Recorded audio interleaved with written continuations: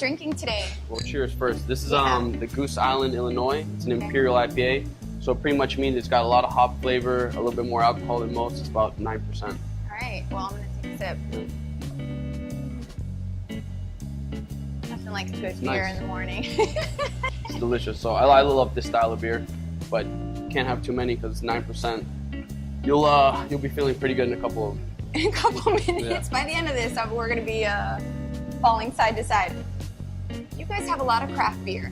How many different selections, how important and pivotal is that, first of all, to the concept, and then how many selections do you offer at one time? Yeah, well, I mean, for us, OTC, one of our main focuses is craft beer, especially here in the Brickell area where not too many people are doing it.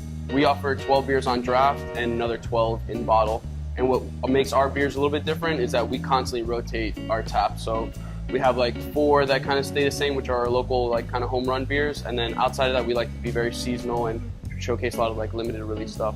And who's picking that stuff for you guys? I like to pick that stuff. Okay, so what's your background? I mean, this is your first venture, right? Yeah, first venture. I graduated college, moved to New York, wanted to work in restaurants and kind of really wanted to work from the bottom up. So I just started working as like a busboy at a restaurant at the Standard Hotel, and then I moved to a couple other. But the minute I got to the restaurant industry, I fell in love with it, fell more in love with food. And in New York at that time, craft beer was very big too. So just kind of came real together. I'm from Miami, so I wanted to come back down here and just kind of bring some stuff that I saw in New York. And I have a brother that lives in LA, and I traveled a lot, so there's a lot of little ideas and kind of put it together in my little home here.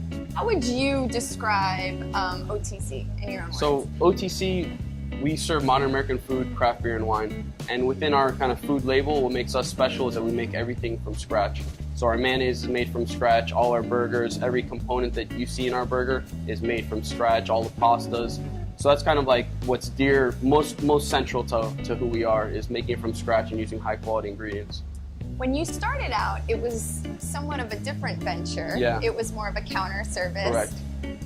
Where are we now, and where did you start, and how did that evolution happen? You know, the ideas really have been the same. Everything's made from scratch. Now we're table service. It gives us a little bit more opportunity to educate our customers on what we're doing. It was a little bit difficult before in a long line to really, you know, give and like showcase really what we're doing, because it was just too fast. It needed to be a little bit more simple. And for us, the food was very important to us, and we wanted to just like bring it up another notch. So we added full service to it. And you brought on somebody new, right? To help you do that. So talk about Chef.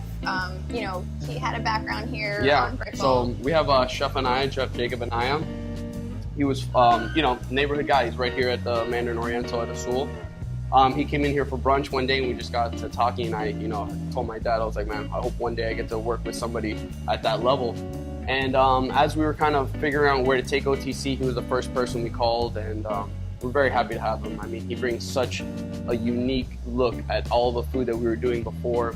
He makes everything from scratch. He's completely changed the team in the back as well, where we have people that really care about what we're doing on a day-to-day basis.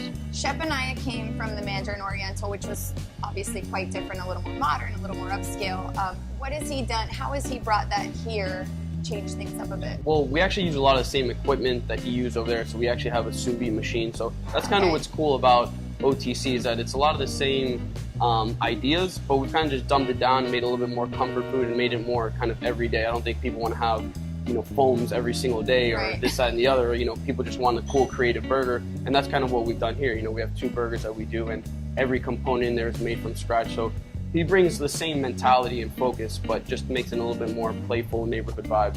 What are some of your favorite dishes of his? My favorite dish, without a doubt, is the tuna poke. I can't come here and not have that dish. It's 100% ahi tuna that he butchers here in-house. It's got macadamia nuts, shoyu, which is a Japanese soy sauce, a little bit of Hawaiian chili pepper that he makes here in-house, and some really beautiful yuca chips to kind of scoop it up with. It's delicious. Sounds amazing. So you've got the burgers, you've got that.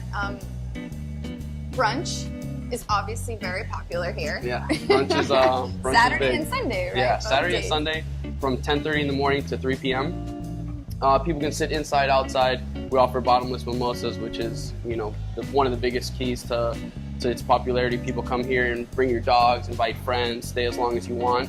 And the food that we're doing is really interesting. So some classics that people expect at brunch, like chicken and waffles, but we do our own twist to it. We do a Korean style. We add a miso aioli to it and a little like kind of kimchi on top. And then we do chilaquiles, which is my personal favorite dish, which is like a Mexican-style breakfast nachos, almost, if you will.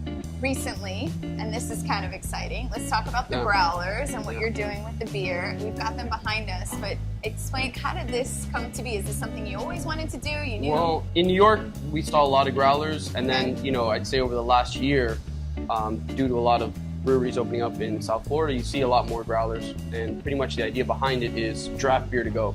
Okay. So we offer our growlers at a very discounted price because it's a takeout. Okay. So what we can offer, you know, kind of the craft beer geeks or kind of the craft beer newbies is an opportunity to take beers that they won't normally find and enjoy them at their own home. You don't have to have it here at OTC. So you come here, you order a growler, any you know draft will offer, then people can take it home. So Michael, what is next for you? No, I think for us at OTC, we still got to listen to our customers. We want to make adjustments, but there's a lot of room for improvement, but we're very happy where we are. We love the Brickell neighborhood. There's going to be a lot changing every week, every month, every year, so no rush for us, but you know, we still want to be here for Brickell, serving American, you know, amazing craft beer, our food, and making fun stuff. Awesome. Well, cheers to that. Thank you.